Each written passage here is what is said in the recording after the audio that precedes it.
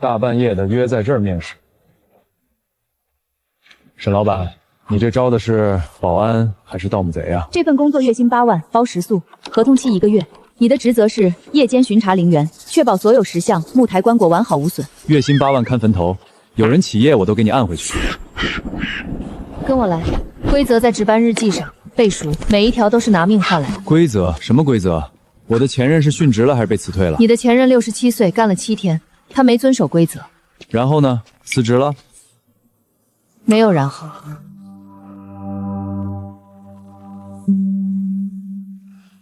这年头，资本家为了不让员工偷懒，都开始用规则怪谈吓唬人了。这些都是什么石像？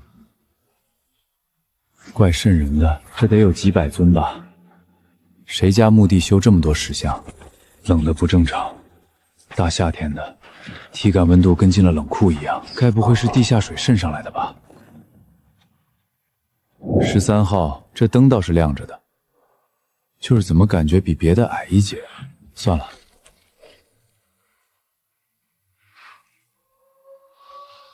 棺材放地面上，不埋地下，这什么野路子？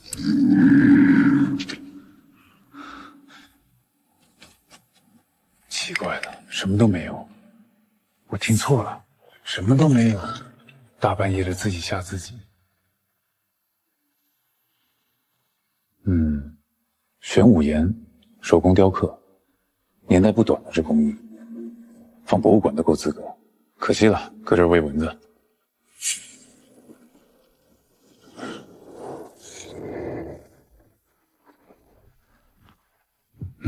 就是一座普通的旧陵园，规则忽悠鬼呢，怕不是前任保安无聊磕着玩呢。第1天一切正常。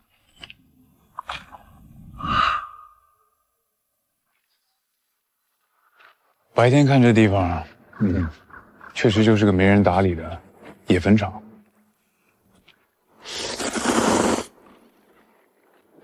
没什么好怕的，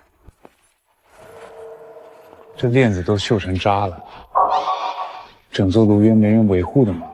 月薪8万请我来，连个维修经费都没有。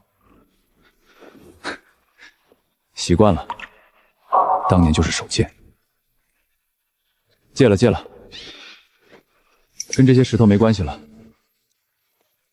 7月份的天，走得我鸡皮疙瘩都起来了。虚惊一场，回声而已。这种石壁结构，共振效果好。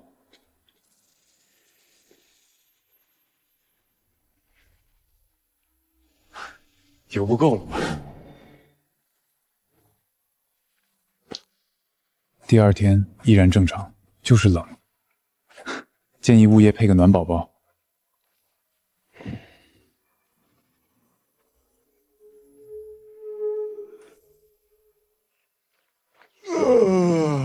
一觉睡到大天亮，这保安张得爽。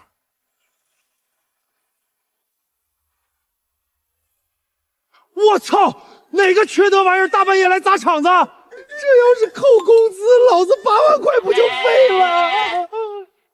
这断口不是砸的，像是从里面裂开的。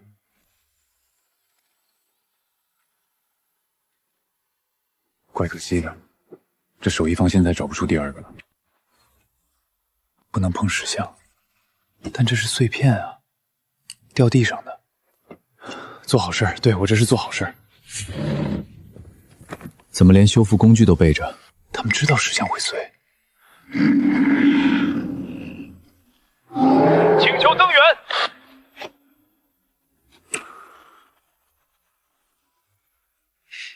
反正闲着也是闲着，就补个缺口，小活，3分钟的事。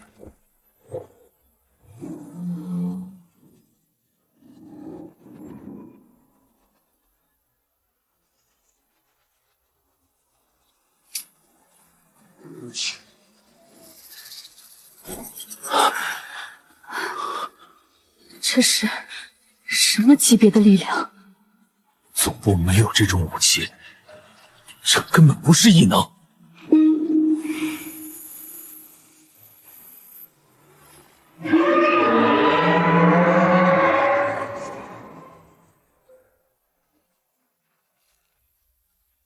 什么情况？3年了，突然不斗了？石粉过敏啊？自己消失了？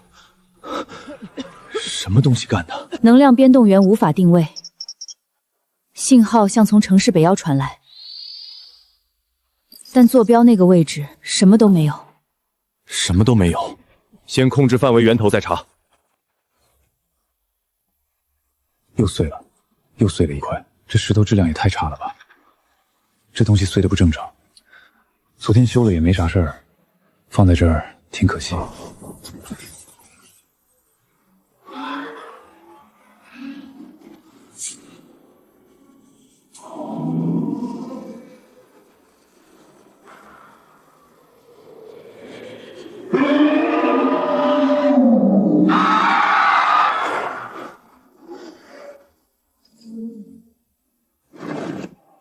S 级诡异体，我掩护，你主攻。所有人进入战斗位。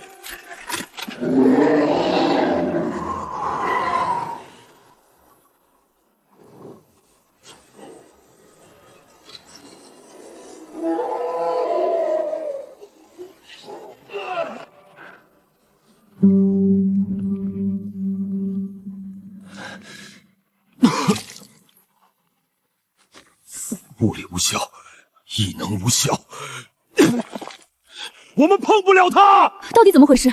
短短2天，出现了这样多强大的诡异。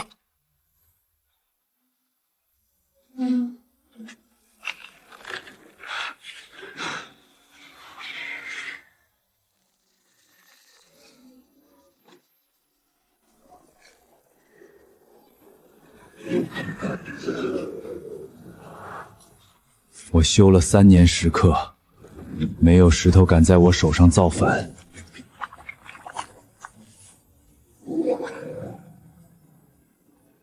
老实待着。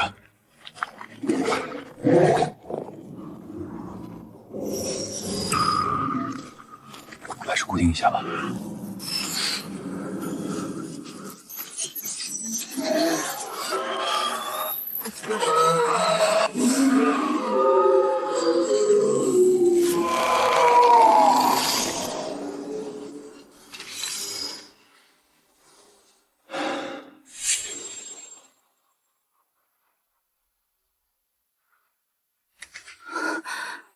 这是什么力量？一击秒杀了 S 级诡异。这股力量到底是谁？我们必须找到他。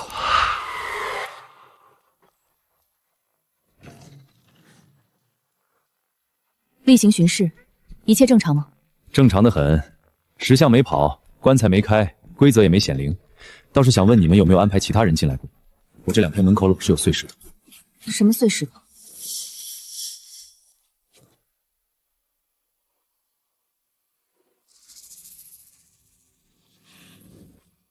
你动了这块碎片，就打磨了一下断面，碎成这样太可惜了，职业病犯了。你的手呢？伸出来。怎么了？难道碎片有辐射？你身体有没有任何不适？头晕、恶心、幻觉？姐，难道这碎片有毒？还是你想扣我工资？我可声明，这碎片自己跑到我门口了，不是我弄碎的。你可以继续修了，但是一定要记住规则。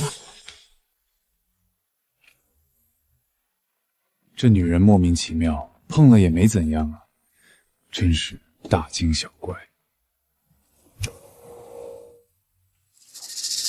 行了行了，就是巡一圈而已，20分钟，走完回去睡觉。月薪8万，8万，这是油漆，施工队撒的。我操！它动了。液体自己动了，这不是油漆。月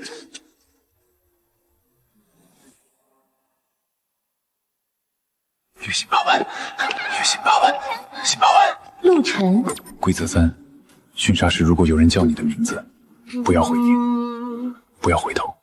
陆晨，等等我。你跑什么？你不是说月薪8万，就算闹鬼也认了吗？退！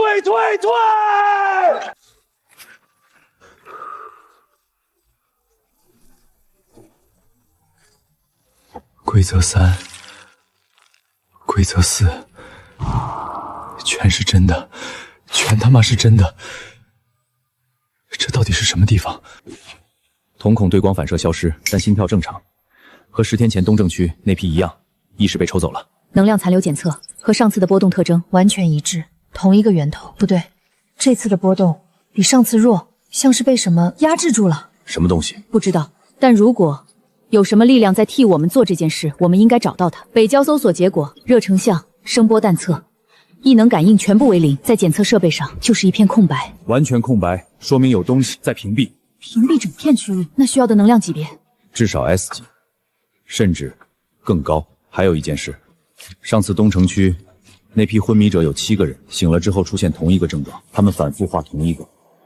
这是古代凶兽纹样，一座已经被标注为不存在的古代陵园——归墟陵园。但在所有官方档案里，这座陵园300年前就毁了。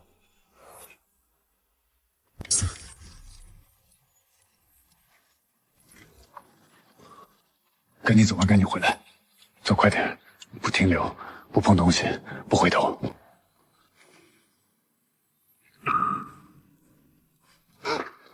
好，不靠近，会值班室。别过来！啊！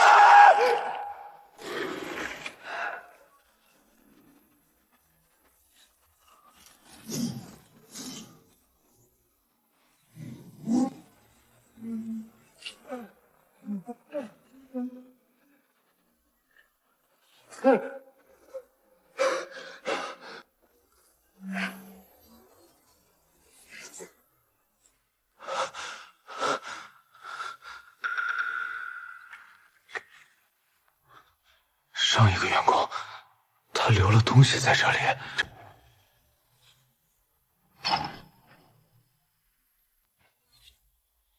第1天，归墟陵园，月薪丰厚，设施简陋但构筑，夜间巡查一切正常。第3天，夜间巡查时，觉得有脚步声跟着我，回头看，什么都没有，应该是回声。第5天，021号石勇的朝向变了，我确定他变了。夜里有人叫我名字，我没回应，我遵守了所有规则。第7天，有一尊石像到了，碎了一角，我是石匠出身，忍不住上手扶了一下。规则说不能碰，但我只是扶了一下，他记住了我的气味。那天晚上，所有石像都朝着我的值班室，整夜别打开陵园尽头的那扇石门。赵恒碰了石像，被记住了气味，我也碰了，还修了。但赵恒碰了就被追杀，我碰了修了，反而没出事。那些石像追我到守护台就停了，是因为棺材里的力量保护了我，还是因为这条线？昨晚追我的那些石像，是因为这条纹路。1、2、3，你修复了碎片。你身上的纹路是守镇者的印记，他们选中了你。但你有没有想过，你为什么会被选中？沈念威为什么要找你？你修复了2件。那扇石门就弱1分。你以为你在修复，其实你在解锁。别再修了，那扇门后面的东西不是你能承受的。问问沈念威，石门后面是什么？他知道，他一直知道。29、30，什么都没有。手印。规则8一旦开始修复就不能停，中途放弃后果自负。我已经修了，已经没有退路了。沈念威知道石门后面是什么，他为什么选我？赵恒是怎么消失的？你告诉我全部。他违反了规则。13号台告诉我了。陆晨，他给你说了什么？哼，不应该你先告诉我吗？归魂树源不是普通地点，那些是被封印的鬼翼，石像就是石化封印，底座上的锁链是第2重封印，整座陵园的阵法是第3重封印。陵园的阵法在衰退，石像会破损，封印会松动，一旦封印完全失效，里面的鬼异体就会脱出，在外界具现化。外界具现化。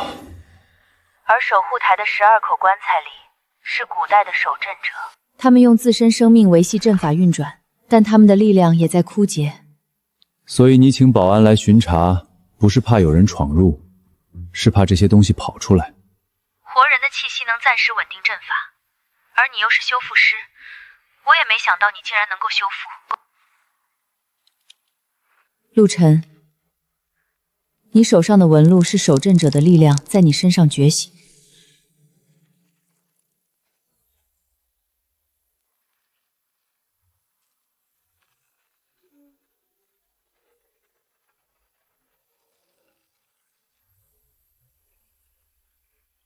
穷奇，《山海经》记载，这些石像不是普通的东西。修，先把眼下的事情办了再说。师门的事情，休晚再想。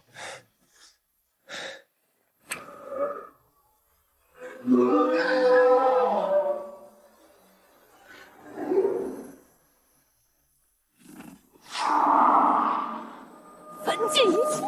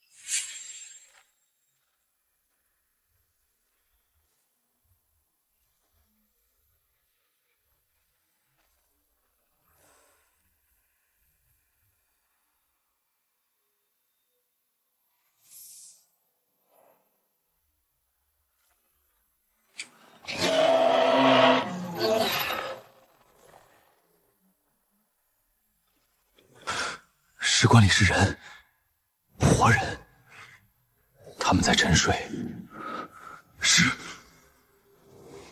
守墓人。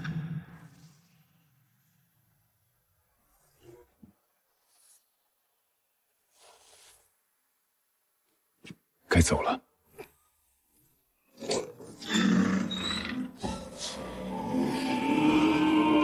如果我走了，那些东西会跑出去；但如果我留下，我不知道自己在为谁卖命。沈念威要什么？石门里的东西要什么？那些棺材里的守阵者要什么？老子不干了！我要去外面查清楚这破陵园到底藏着什么鬼秘密，在哪里？找到了，能量源在那片废弃陵园。天哪！全队集合，出发！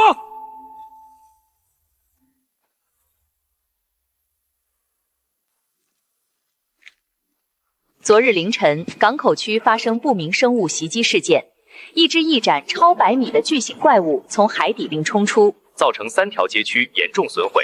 所幸该生物在数分钟后自行崩解消失。穷奇，这就是穷奇。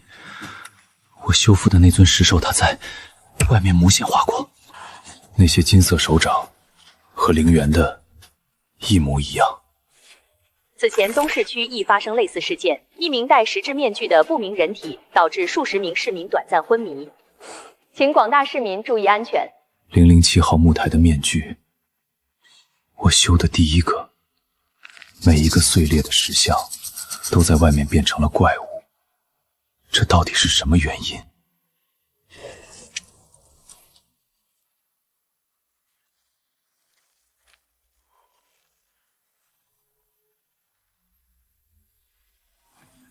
和49号琼金石兽一模一样的材质，是从陵园流出来的碎片。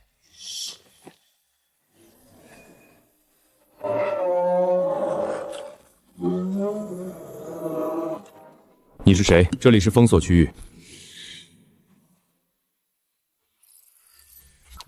苏幽，北郊能量变动的源头，我可能找到了。能量变动指数和击杀穷渠的那股力量完全一致，就是他。双手举起来，你涉嫌与近期多起 A 级以上诡异事件有关。我解决了你们解决不了的，你来靠我。你说什么？港口那只穷七，东市区那个面具影子，不是你们消灭的，是我。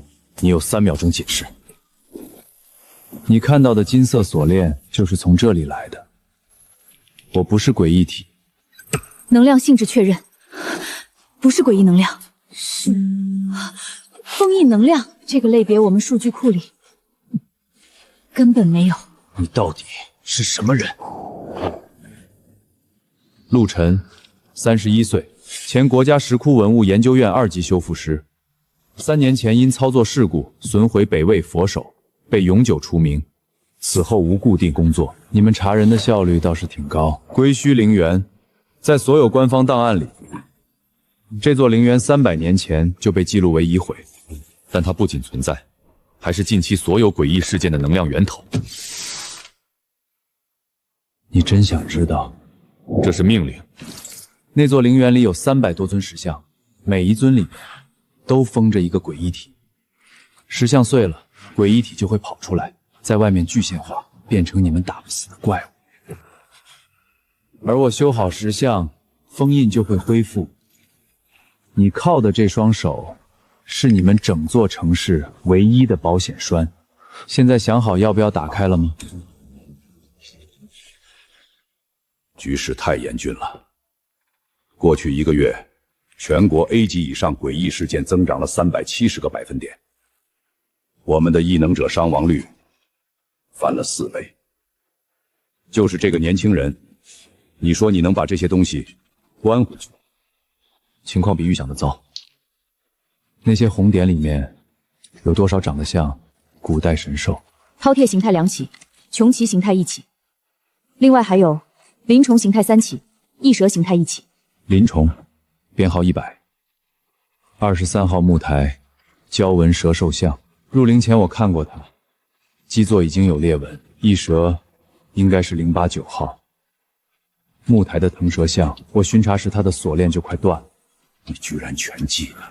你记得每一尊石像的编号？我是修复师，记材质，记纹路，记裂纹走向，是基本功。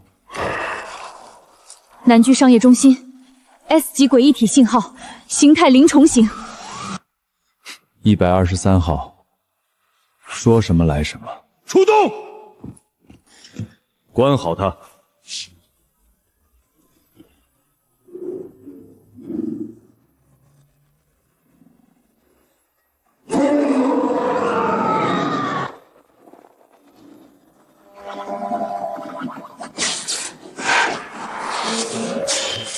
物理和异能攻击全部无效。他的鳞甲有自我修复能力，打烂了会自己长回来。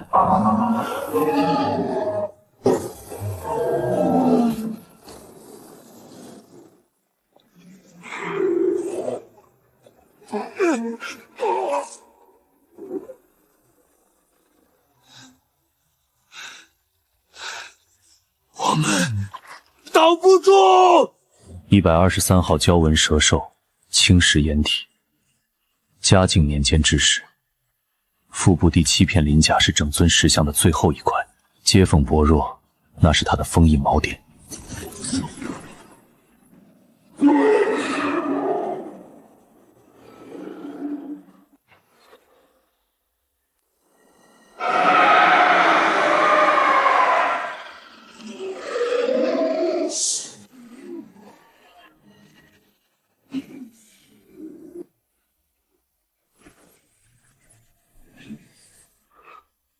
你怎么？123号蛟纹蛇兽，腹部第7鳞甲是封印锚点，打那里，我们的攻击对它无效，但我能。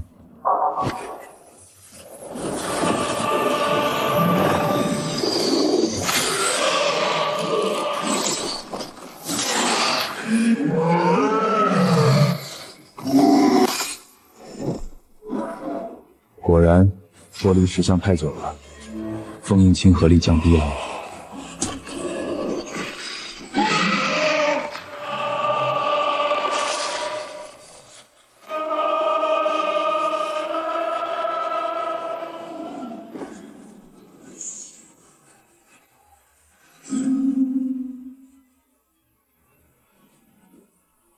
你把它变回了石头。它本来就是石像，是封印的一部分。诡异能量归零，彻底消除。把他带回来，不是以嫌疑人的身份。说的好像你靠得住他。这力量比在陵园里强了10倍。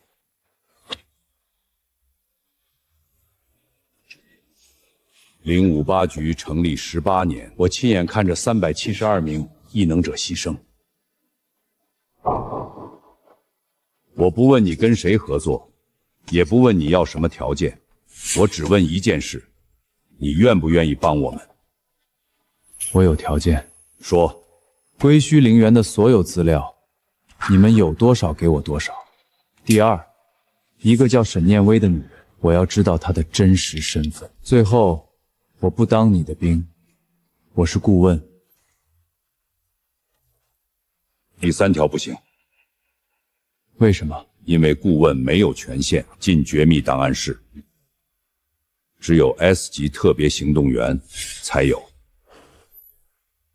058局编制外 S 级特别行动员，代号你自己取，直接对我汇报，全权处理诡异事件。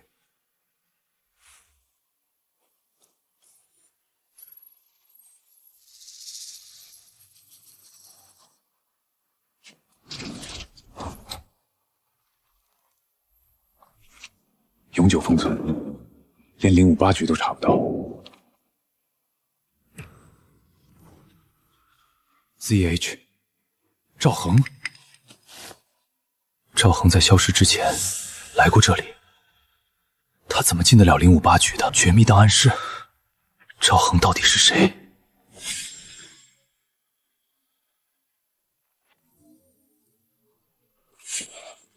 就是那个保安。一个普通人，局长疯了，给一个连异能都没有的人 S 级权限。你们平时用什么训练？模拟诡异体。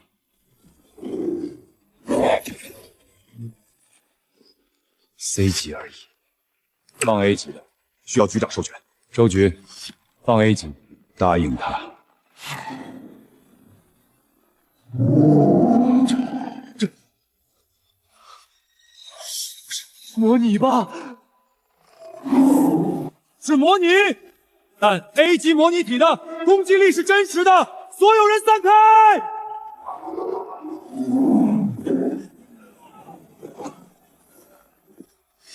这不是 A 级吧？是 S 级。无聊的把戏。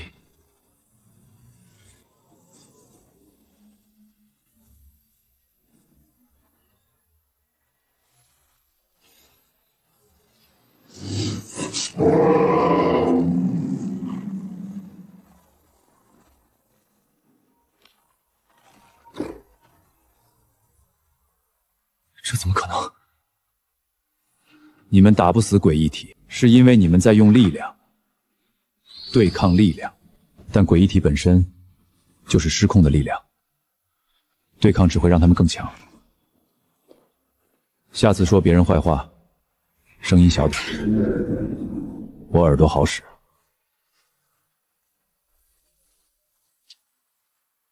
他刚才秒杀 S 级模拟体，用了多久？10秒。全局最快记录是谁的？我的，我用了10分钟。不睡，帮我调一个人的资料。沈念薇。奇怪，沈念薇没有任何官方身份记录，没有身份证，没有户籍，没有出生记录。这个人在系统里不存在。一个不存在的人，管理着一座不存在的陵园。你确定他是真人？不是诡异？他是人，但他知道的东西比你们整个058局都多。赵恒，你这边能查到吗？赵恒，67岁，3个月前失踪，失踪前最后的定位在城市北郊。等一下，赵恒的档案里有一条特殊标注，他曾经是058局的人。什么？赵恒，058局初代成员，代号守门人，18年前退役，退役原因异能消失。我得去找局长问问。赵恒是退役异逆者，他去归墟陵园找什么？别打开陵园尽头的那扇石门。石门，13号台的声音说，每修好一件石像，石门就弱一分。赵恒说别打开，但又留纸条说，答案在棺材里。他一个退役异能者，去了陵园7天就消失了，是因为违反了规则，还是因为他发现了什么不该发现的东西？赵恒、沈念威、归墟陵园、石门，所有线索都指向同一个问题：那扇门后面到底关着什么？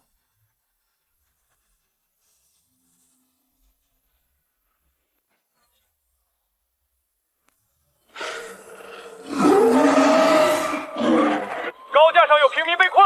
高架上有平民被困！常规攻击无效，救我！请求陆晨支援。S 级诡异体。089号开明石像，9头结构，每个头部关节处有一个封印节点，9个节点全部锁死，封印才能闭合。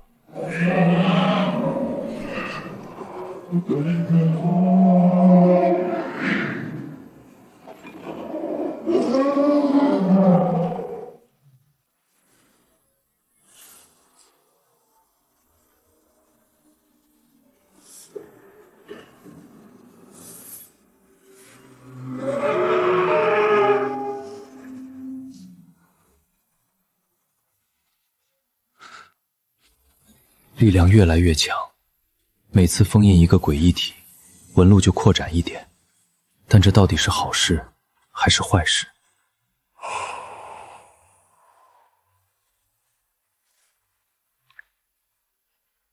他比我预想的要快，第3阶段提前了。修复者加入后的2周，全国 A 级以上诡异事件下降了60%，S 级事件清零。修复一尊石像，外面的诡异体就消失，但陵园的封印系统也在消耗，每次修复都在透支阵法的剩余能量。不修，诡异体在外面杀人；修了，陵园加速衰亡，2选1。终于接了。你果然会打来。你在高架那天看着我，别装了。你加入了异能局，你不存在，在任何系统里都查不到你。不是假名，是旧名。赵恒是异能局退役成员，你知道吗？知道。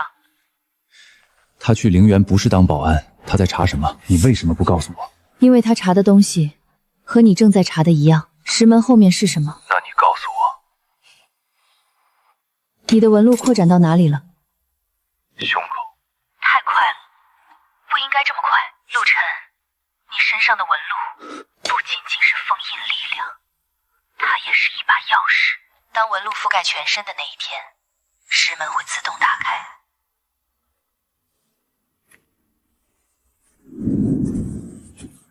纹路是钥匙，我修得越多，纹路越多。他从一开始就是要我去开那扇门。卫星扫描北郊那片区域，结果你猜怎么着？空白。你知道，因为那地方不想被找到。异能局动用了3颗军事卫星，2组异能感知者，1架电磁侦察机，全部回馈为0。局长说这事儿暂时搁置。看什么？没什么。 A 级诡异体呈中心商圈，人形、双头、全身腹甲，已造成20呼吸。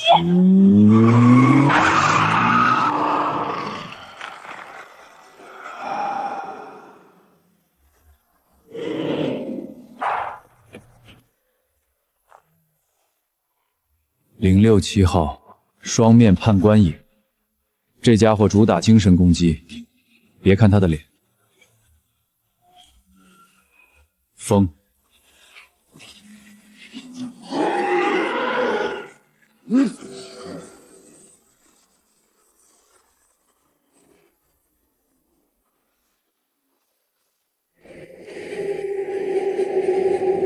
你到底想让我做什么？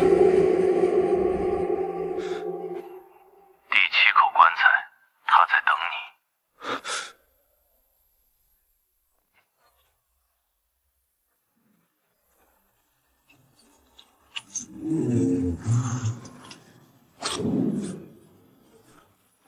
我回来了。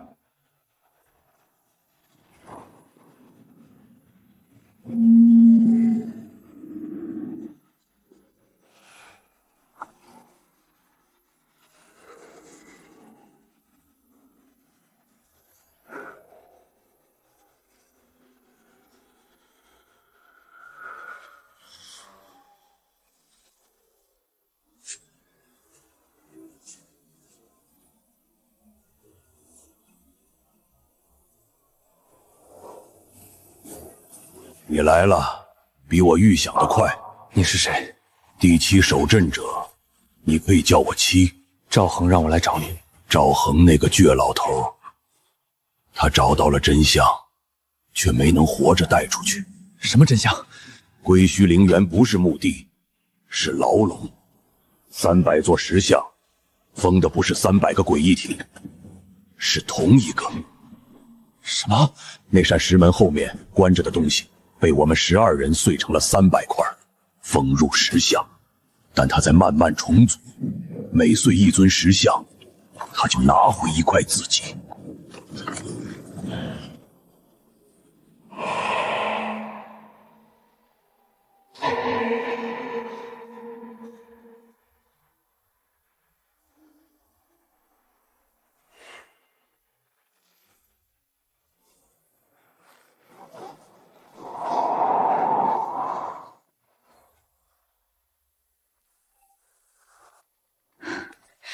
你去守护台了。第7守镇者告诉我了，300尊石像封的是同一个东西。你从一开始就知道。是。那东西是什么？我不能告诉你，不是不想，是那个名字本身就有力量，说出来他会感知到。你在注意他。那赵恒呢？他是怎么消失的？他打开了第10只棺材。第10守镇者已经完全习化。赵恒触碰尸体的瞬间，被拖进了石门的缝隙里。他还活着吗？告诉我。我不知道。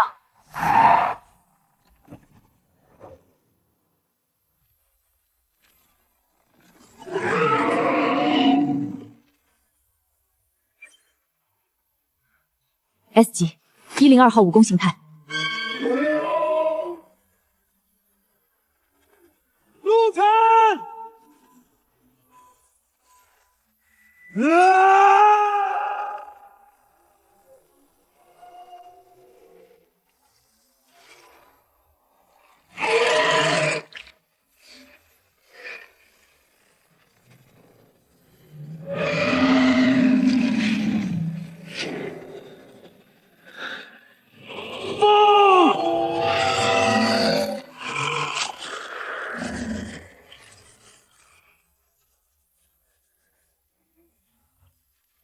你流血了。力量越大，反噬越大。你不是异能者，你的力量来源是什么？我也不清楚。七说那东西被碎成300块，12个守镇者用命封印。现在封印在衰退，碎片在重组。如果所有石像都碎了，它就会完整复活。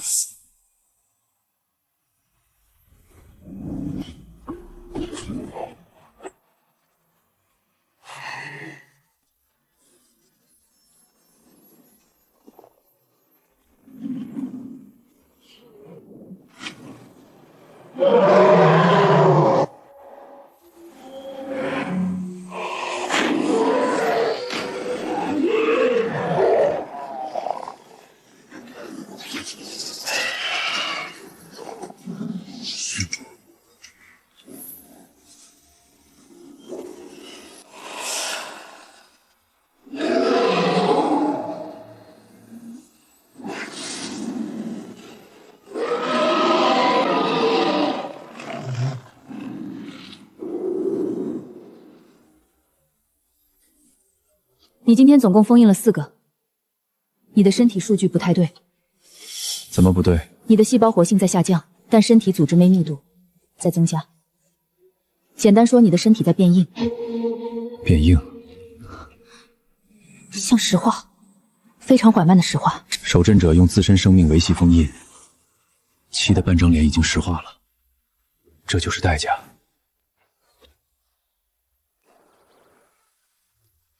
你终于肯露面了。你在石化？你知道，守阵者的宿命，封印力量以生命为燃料，用的越多，石化越快。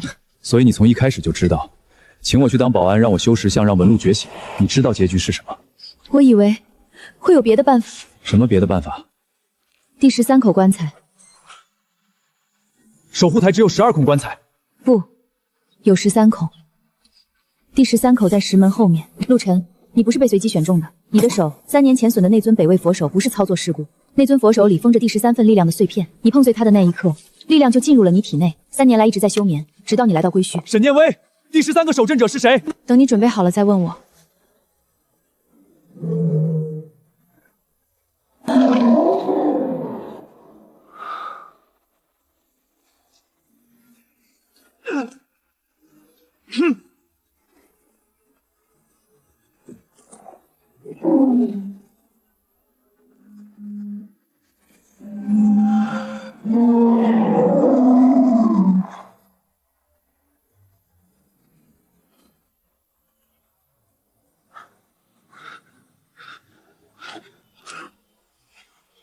代价来的真快，加速了。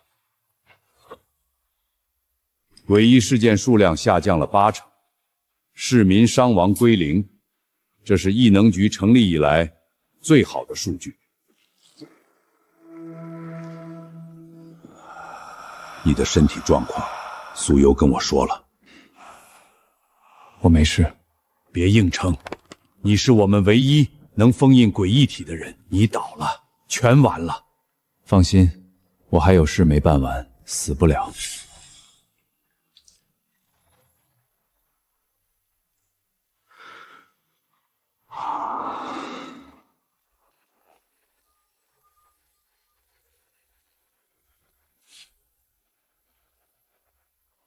沈念威说纹路覆盖全身，石门就会打开。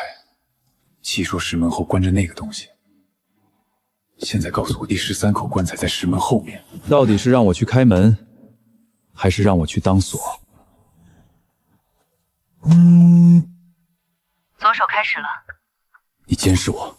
你身上的纹路和陵园相连，你的状态陵园知道，我也知道。那告诉我怎么停下来？停不了，但可以延缓。怎么？回陵园。守护台的力量能压制石化速度，你离陵园越远，石化越快。所以我被绑死了，这辈子都得待在那座坟里。对不起。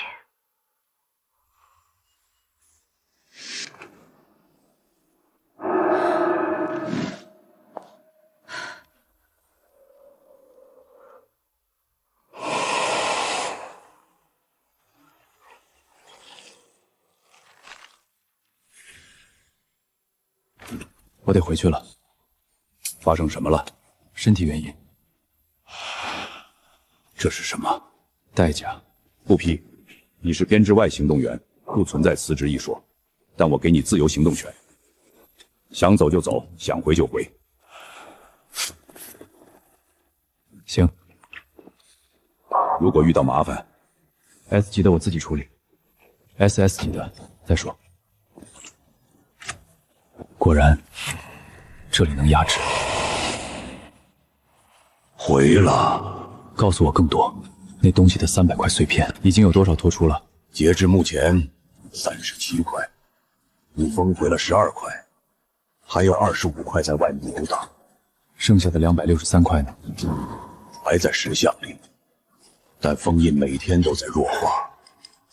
我们12个守阵者，只剩4个还有意识，其余8个已经和棺材为一体了。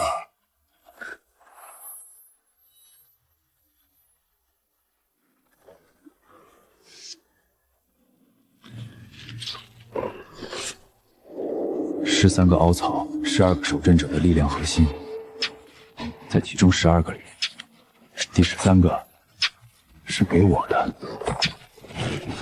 他在里面能感觉到我回来了。规则9，石门的裂缝每天都在扩大，当裂缝连成一线，你将听到他的心跳，那时候跑已经来不及了。新规则还在增加，先去看看哪些石像的封印松了，修不了全部，至少先稳住最危险的几尊。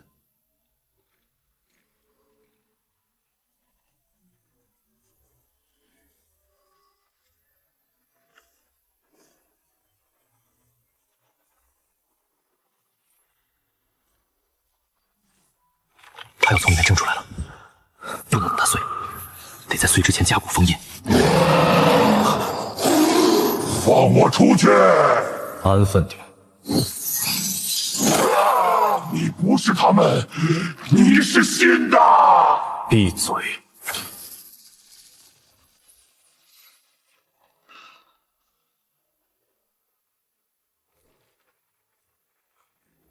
加固封印比修复碎片消耗更大，但这是唯一能阻止他们跑出去的办法。什么时候变的颜色？你回来了。上次你让我别修了，我没听。所以石门的裂缝又大了3分。不修，那些东西跑出去杀人，你让我怎么办？去问第3口棺材，他还记得当年的事，他知道另一种方法。另一种方法。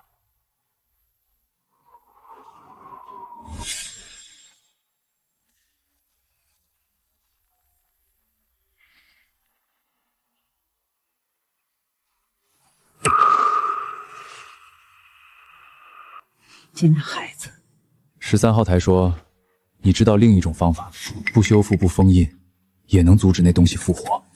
有，但代价比石化更可怕。说，300块碎片不需要全部封死，只需要找到它的核心碎片，第300块，毁掉核心，其余碎片永远无法重组。核心碎片在哪儿？石门后面，第13口棺材里。又是那里，又是石门，又是第13口棺材，所有线索都指向那扇门。但你现在不能开门，你的纹路只覆盖了4人，强行开门你会被它吞噬。吞噬？而且你要小心那个女人，她没有害你。什么意思？但她背负的东西比你想象的重，别恨她。核心碎片在石门后面，但我现在开不了门。纹路越多门越弱，但我还不够强。沈念威知道这一切，他在等我够强的那天。074号，英雄兽 S 级，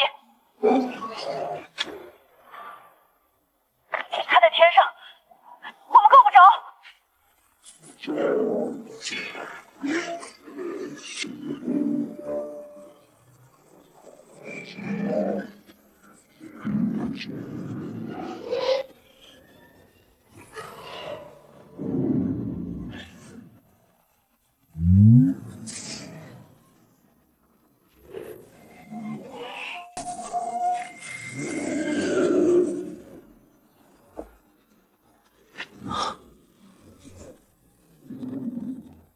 终于结束了。你的手，小事。陆晨，你到底在用什么方法战斗？你在燃烧自己的生命，对不对？你见过哪个 S 级行动员活得长的？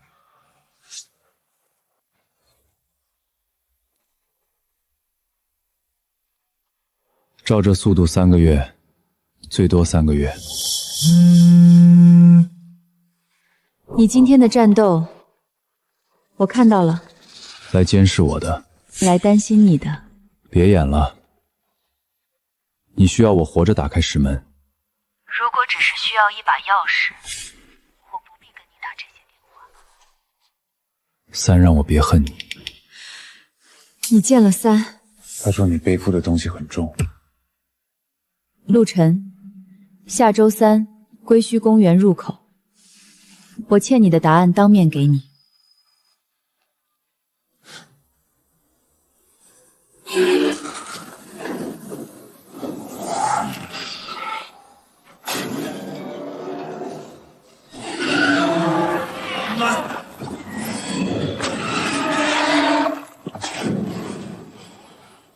5秒，31级。规则时，当你听到石门后面传来心跳声，那不是他的心跳，是你的。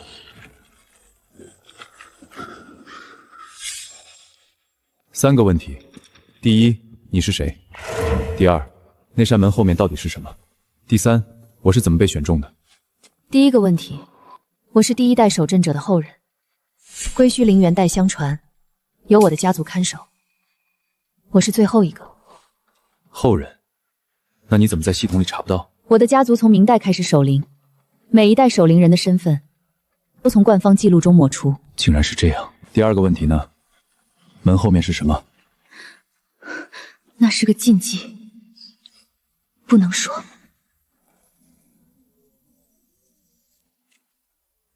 上古时代有一个存在，它没有名字，它是所有诡异的源头。所有诡异的源头。你们058局登记在册的所有诡异事件，所有诡异体，追溯到最原始的根源，都是它的一部分。它在远古被12位大能碎成300份，封入石像，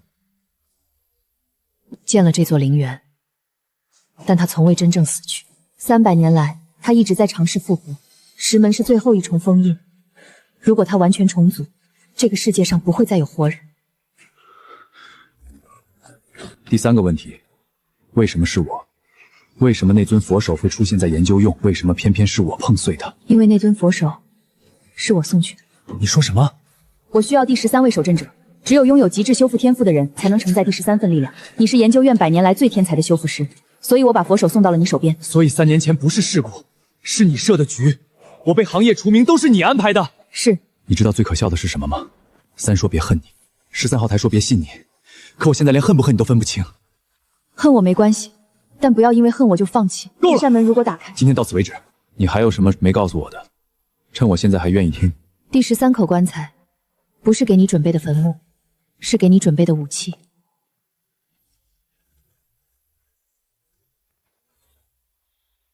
赵恒来这里之前是异能局的人，他退役后异能消失了，来陵园是为了查石门，但他触碰了第11口棺材，被拖进了石门缝隙。3说第11守镇者已经死了，死去的守镇者接触活人会发生什么？规则11，如果棺材里的守镇者不再回应你，不要打开棺盖确认，沉默是他们最后的保护。不要打开确认。赵恒打开了第11口，然后被拖走了。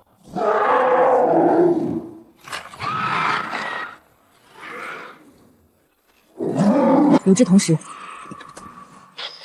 他们在协同行动，从来没见过诡异体配合作动。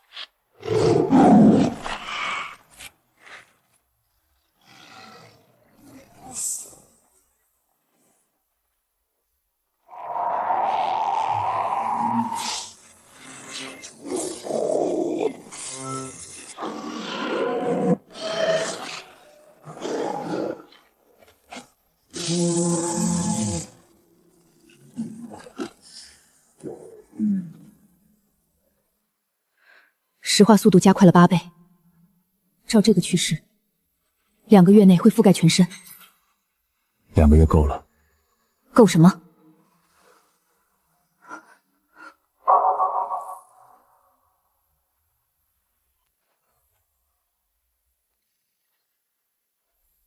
陆晨，石门裂缝今天又扩大了。我知道，我能感觉到，意味着纹路觉醒进入第4阶段。第4阶段是什么？你会开始看到他的记忆。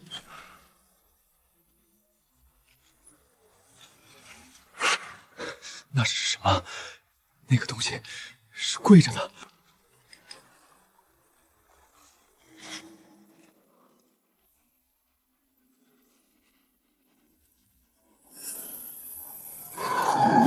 别封我！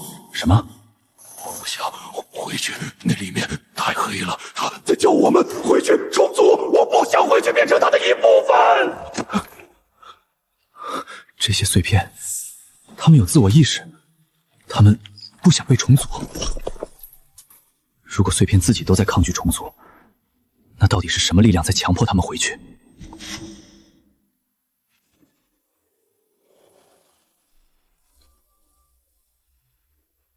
你听到那些碎片的哭声了吗？他们不想回来。你以为我是恶魔？不，我只是我重新完整300年了，被撕成300块。你能想象那种痛苦吗？他在跟我共情，他在试图让我同情他。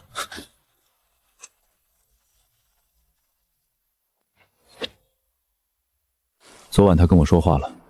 你回应他了吗？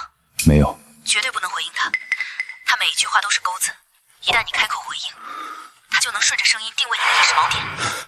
定位意识锚点。我还看到了他的样子，跪着的，双手被钉住的。你看到的是真的，他被封印时的姿态就是跪姿。为什么是跪姿？是他自己跪下的。什么意思？300年前，他主动跪下，请求12位守镇者封印他。你说他主动要求被封印？当年的真相比你想象的复杂多了。陆晨，我给你2天时间消化这个信息，后天我带一样东西给你看。主动要求被封印，那现在又挣扎着出来，到底哪个才是真的他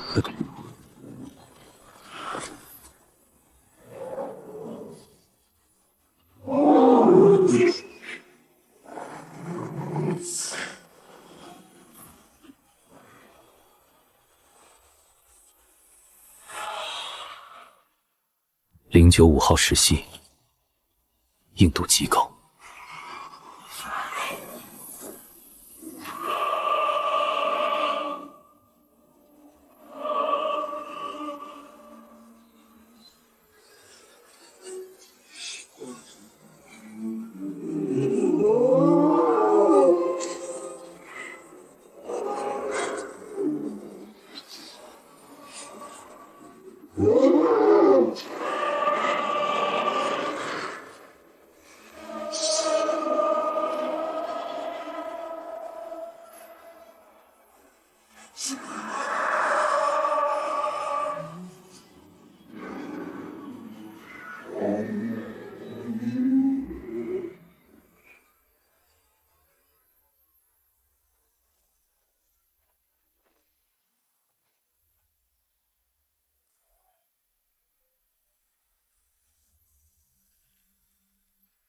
这是我家族代代相传的东西，300年来没有打开过。为什么现在给我？因为你该知道全部了。全部？这是他的第301块碎片，准确的说，是他被封印前主动从自己身上剥离的一块。主动剥离？300年前，他感觉到自己将失控。失控？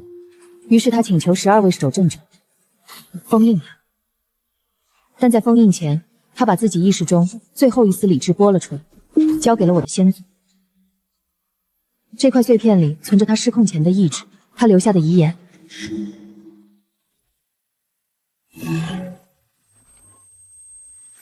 如果你能看到这段话，说明我已经彻底失控了。我的名字叫玄墨，我曾是这片土地的守护者。万年前，我吞噬了太多诡异，来保护人类。那些诡异在我体内不断积累，终于将我吞噬。12位好友答应了我的请求，在我彻底疯狂之前将我封印。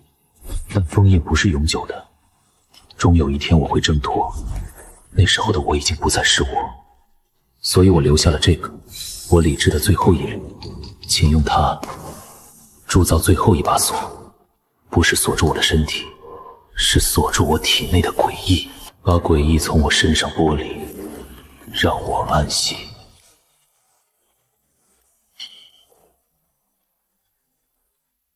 300年来，我的家族一直在等一个有能力做到这件事的人，把诡异从他体内剥离，而不是杀死他。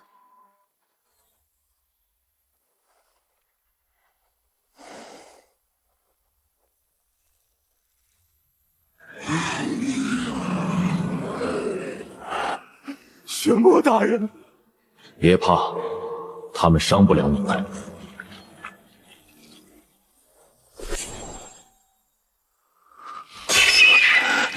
不行了，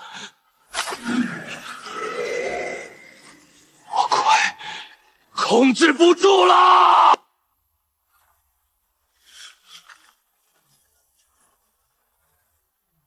风，快封住我！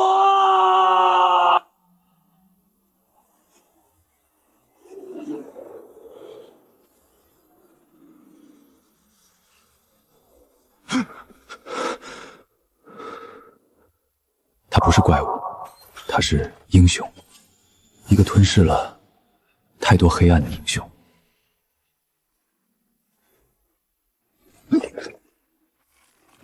苏醒血肉。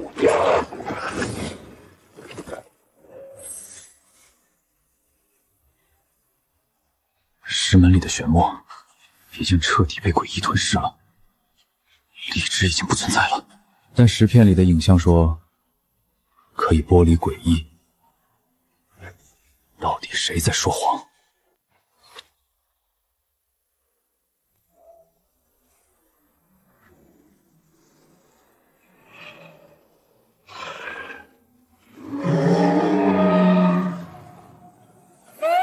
？187号，赤龙形态 ，S 级，0甲3000度，物理接触直接火化。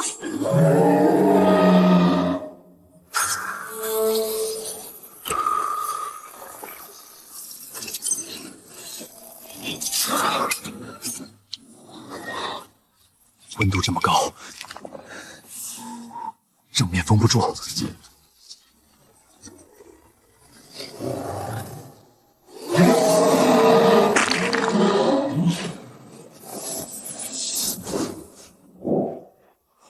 给我剥离！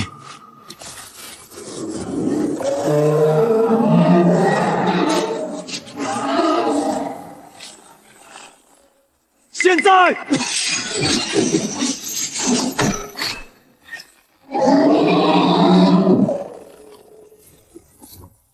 我能剥离诡异体表面的力量，如果能扩大这个能力的范围，或许真的可以把诡异从玄墨体内剥离。过去1周，诡异体出现频率又上升了，但有一个规律，它们出现的位置正在向城市北郊收缩。他们再回去，什么意思？碎片脱出石像后，具现化为诡异体，但本质上它们都是玄墨的一部分。石门里的主体在召唤他们回去重组。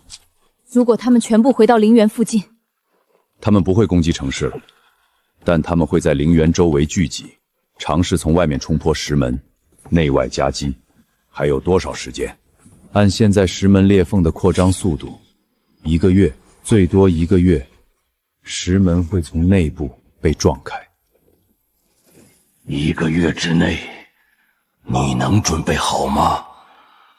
不知道，但我没有别的选择。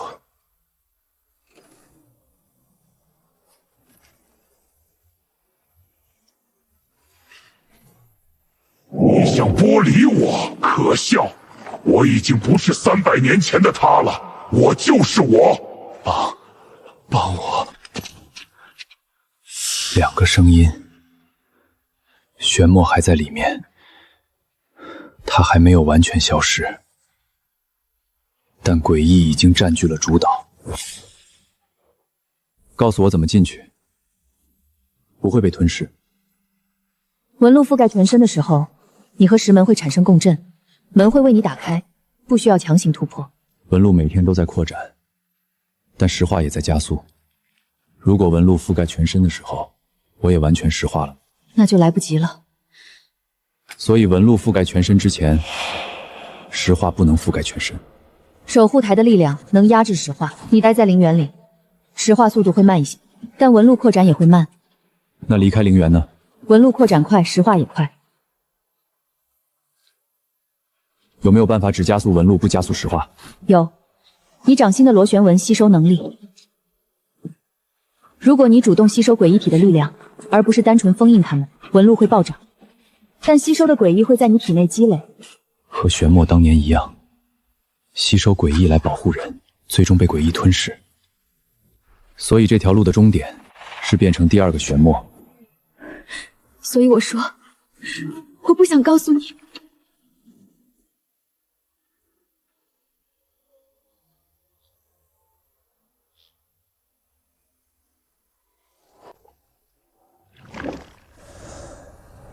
他在给我看玄墨的印记，他认识玄墨。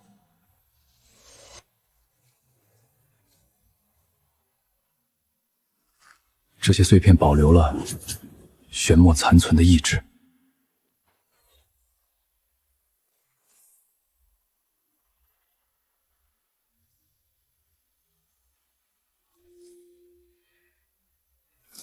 我找到了一个方法，吸收诡异的力量，来加速纹路觉醒，但代价是可能重蹈玄墨的覆辙。你来问我的意见？你们12个封了他300年，你们了解他。如果我走了他的老路，你不会。凭什么？因为他当年是一个人扛，而你不是。我们4个还活着，封印总量的1/3还在运转。你进石门的时候，我们会为你分担，把你吸收的诡异力量分流到我们体内，这是我们的宿命。那你们，我们已经石化了大半，多一点少一点无所谓。300年了，够久了，能送最后一程，也算值了。谢谢。你最近脸色越来越差，苏幽让我问你，需不需要任何后勤支援？帮我做一件事。说，如果有一天石门打开了，不管发生什么，不要让任何异能者进入陵园。为什么？里面的东西不是你们能对抗的，你们进去只会变成他的养料。那你呢？我不一样，我跟他有血缘关系，活着出来，尽量。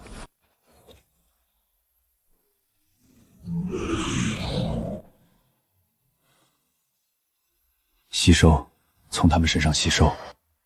他们不想回去重组。如果我把他们吸收了，他们就永远不会被强迫回去。某种意义上，也是在帮他们。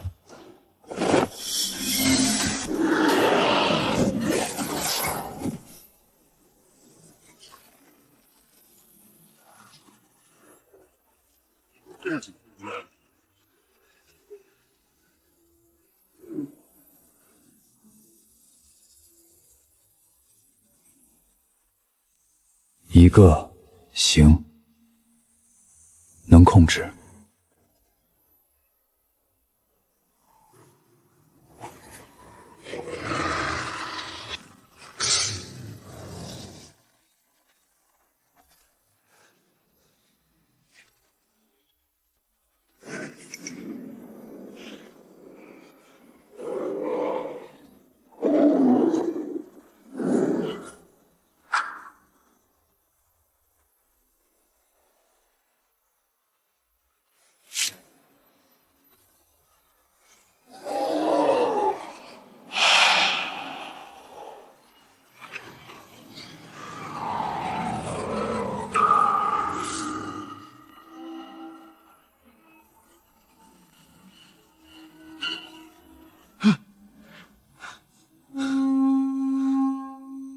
还差一点。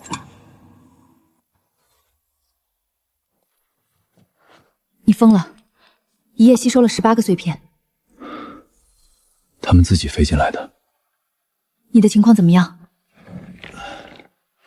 还能动，纹路在压制，守护台的力量也在帮忙。还差多少？不知道。最后一圈纹路，我得从真正的诡异体身上吸。还有一个办法，不需要你去吸收更多诡异。什么办法？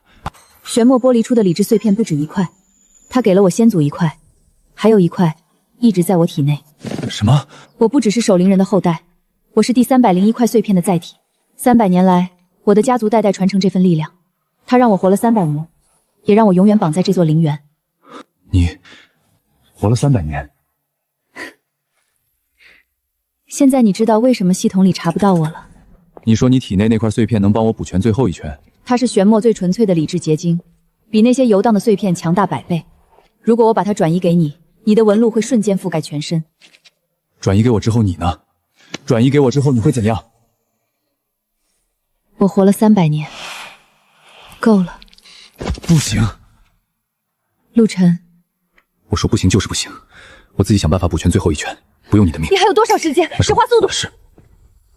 时间不够了，你不做这个选择，我替你做。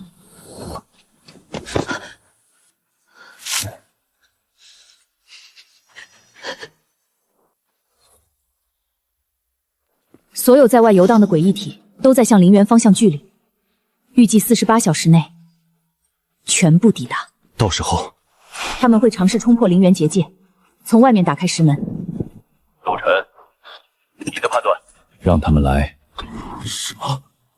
我需要他们。结界能挡住大部分，漏进来的我吸收，最后一圈纹路就够了。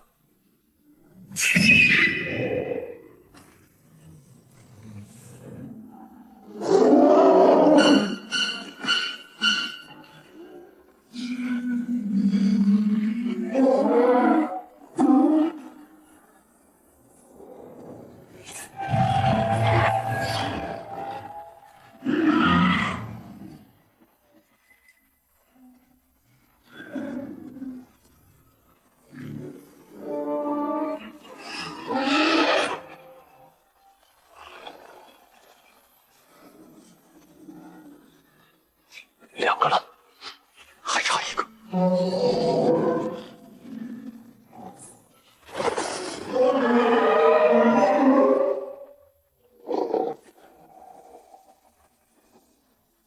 最后1个。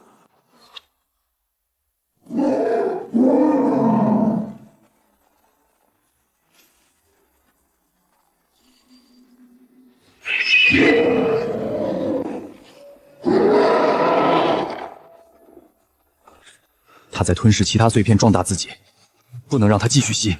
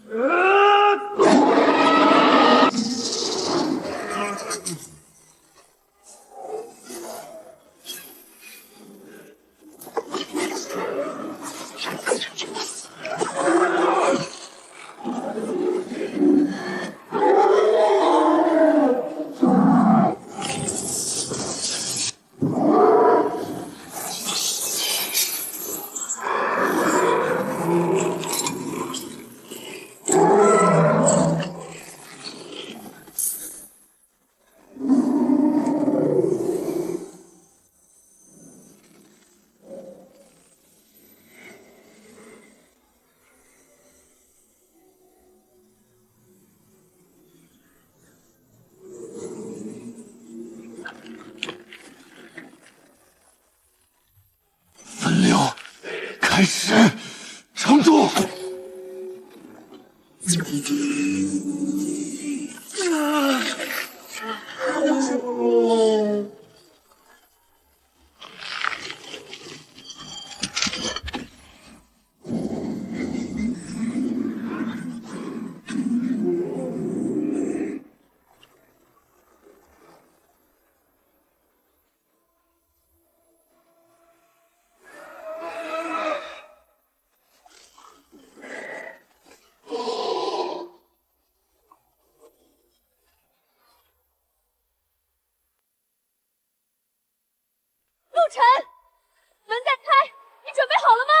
还没有。什么？我吸收了那些碎片的记忆，我知道石门里面是什么情况了。玄墨的理智只剩5%，95%是纯粹的诡异意识。我进去之后，要把那95%从他身上剥下来，但我掌心的螺旋纹一次只能处理1层，里面有上千层。所以我需要有人在外面帮我维持石门不会完全敞开。一旦门全开了，里面的诡异意识会直接倾泻到外面。我来。你撑不住，你体内的碎片只有1块。300年来，我和灵元共生。我虽然只有1块碎片，但我和阵法是一体。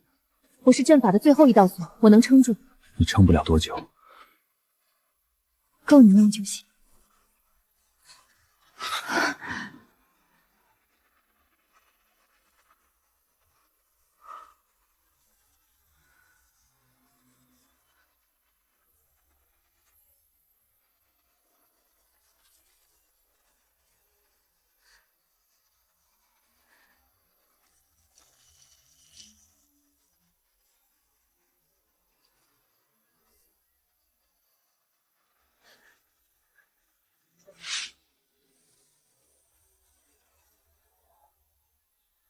那就是玄墨最后的理智。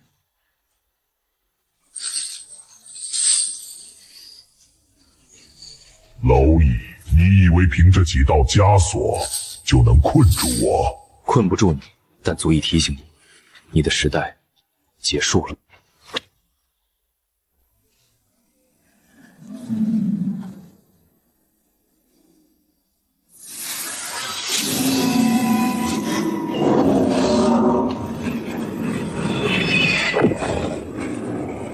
连我的痒都挠不到。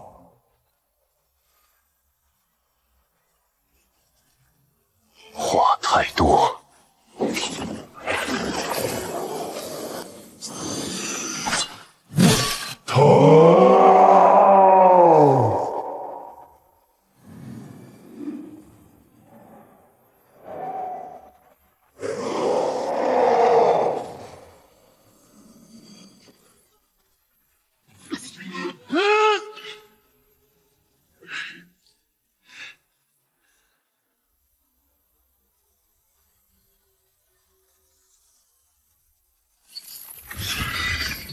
10000年的锁链被你那几刀震松了，感谢你。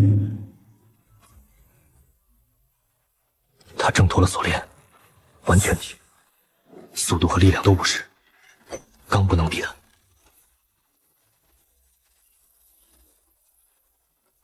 1刀1片，他全身上万片鳞甲。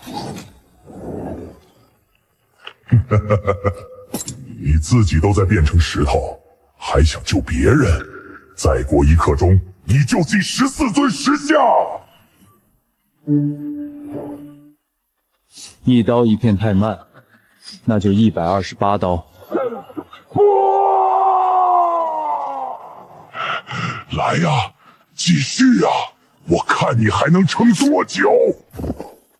胸口和头部鳞甲最后，还有他的核心意识护，硬冲不行，得找弱点。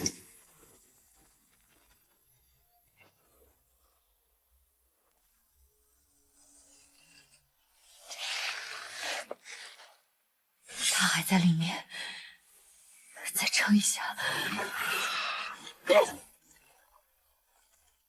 别想出来。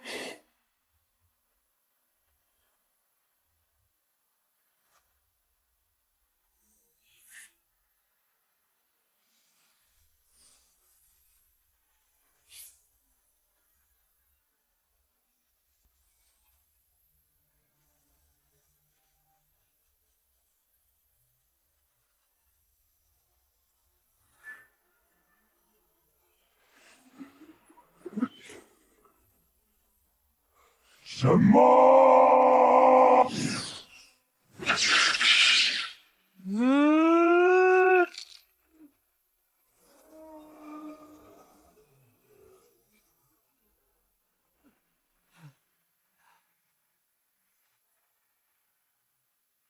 你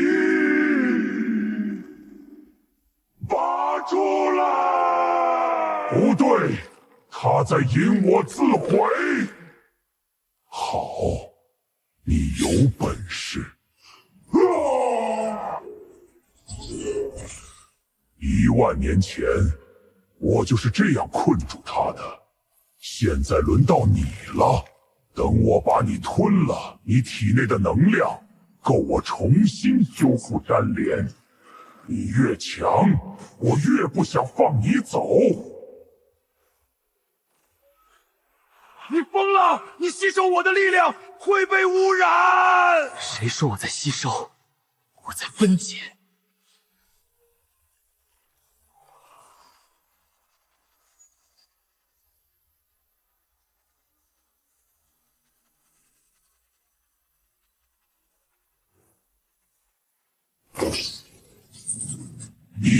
你到底是什么？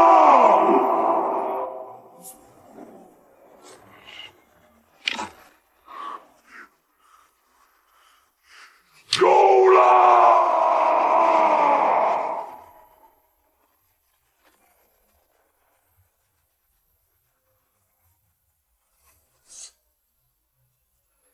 玄墨的核心就在里面。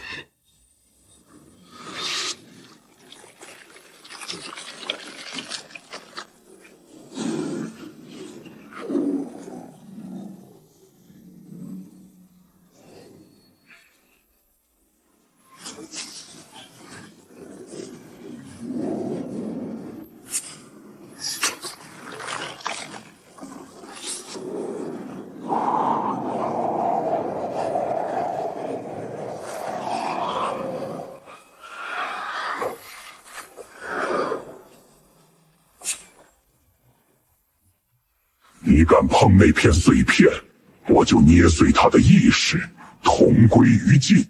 你信不信？他说的是真的，主根和玄墨的意识核心共生了10000年，强行切断，2个都会死。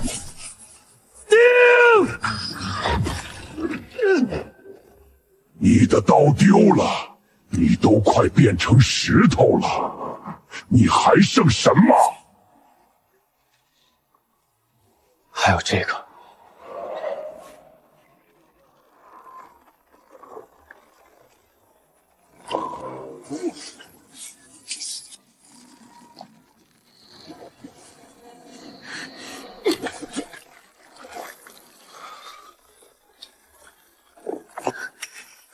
快点，陆晨，我真的快撑不住了。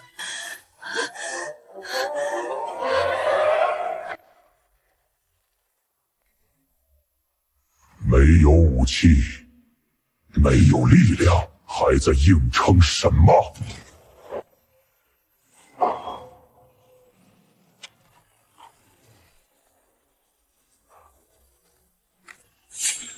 不行了，体内的能量见底，石化在加速，胸口有封印钉住主脉，暂时安全。真正的意志中枢在头部，3只眼就是他的神节点，毁掉3只眼，他的意志就会失去对宿主的控制力。够你用就行，去吧。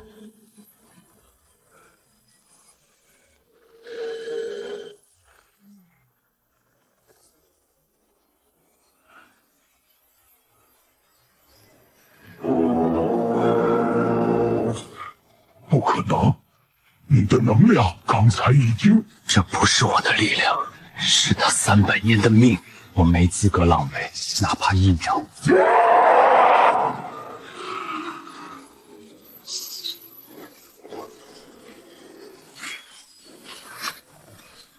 来多少碎多少，你有1000把，我有10000个。撑住！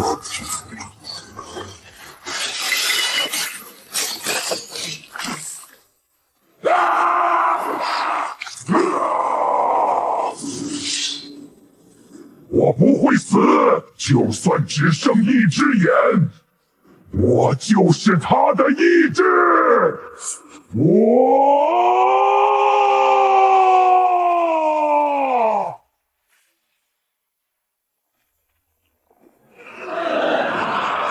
失去了宿主又怎样？ 10000年的积累，我本身就是灾厄。我没有身体，我就吞了你当新的身体。第13口棺材不是坟墓，是武器，不是杀死他，是封印。12口棺材封12个守镇者，第13口是为他准备的。第13口棺材，给你准备了10000年，够不够，哥？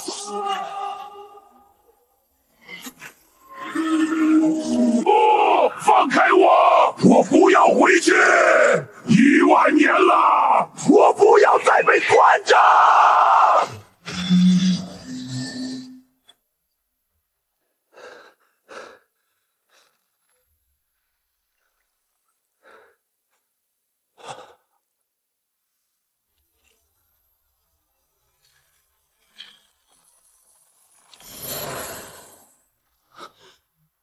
你做到了，10000年，他在我体内10000年，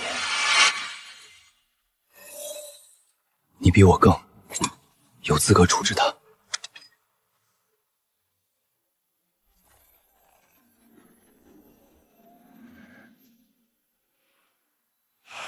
结束了。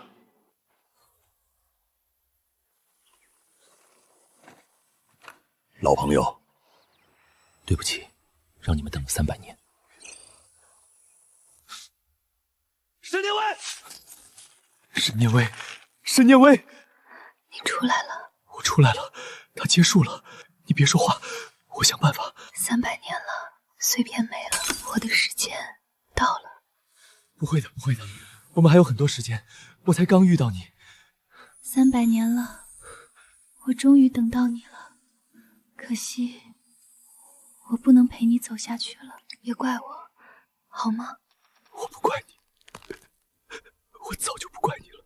那就好，那就好。沈念威，沈念威！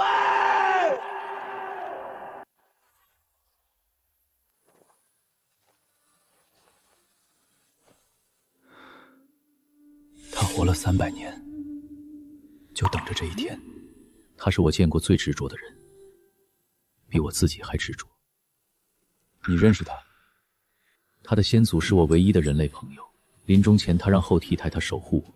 沈念威是第9代，每一代守灵人都活不过正常寿命，唯独他。你给他碎片是为了让他活得久一点，是为了等到你出现的那一天。从10000年前就在布局，不是布局，是祈祷。祈祷有一天会出现一个人，能做到我自己做不到的事。陆晨，你好了？是的，都结束了。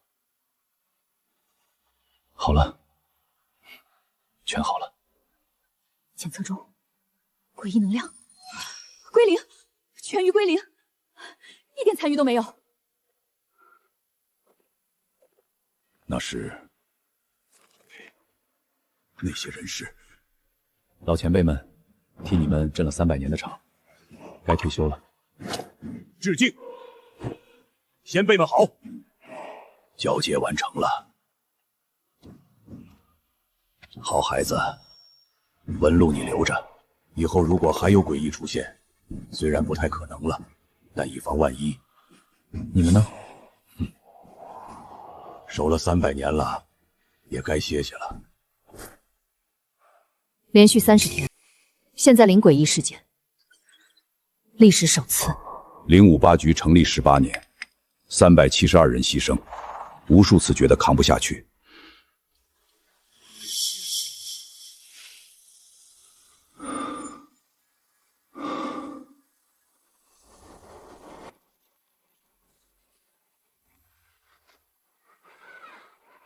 他们不知道，这个世界曾经离毁灭这么近，也不需要知道。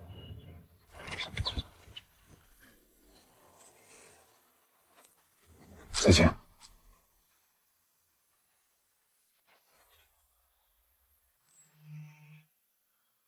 有个消息，局长签了特批令，归霍故园原址被列为国家级文物保护区，不拆不建，永久保存。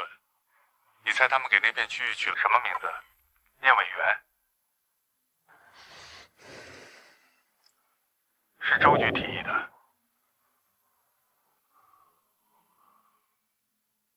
挺好。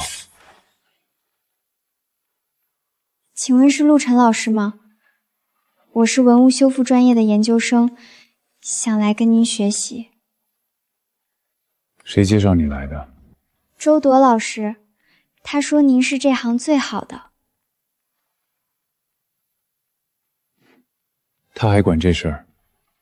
修复从来不只是把碎片粘回去，是让破碎的东西重新完整，让遗失的意义重新被看见。念威，我替你把这件事继续做下去。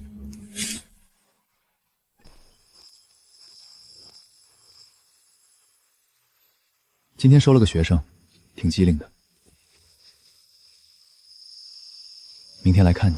全球诡异事件年度总结：全球诡异事件下降97%，残余的3%为自然产生的低级别诡异波动，各国异议机构均可自行处理。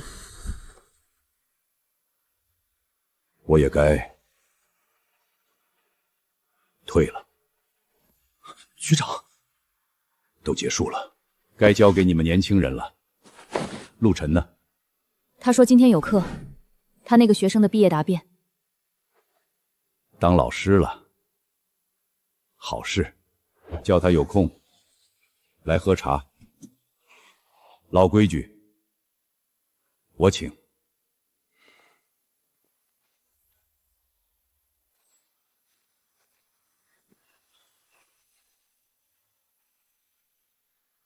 学生毕业了，留在研究院工作，修复技术比我当年还好。林校升了局长，苏优出国进修去了，周老头天在家钓鱼。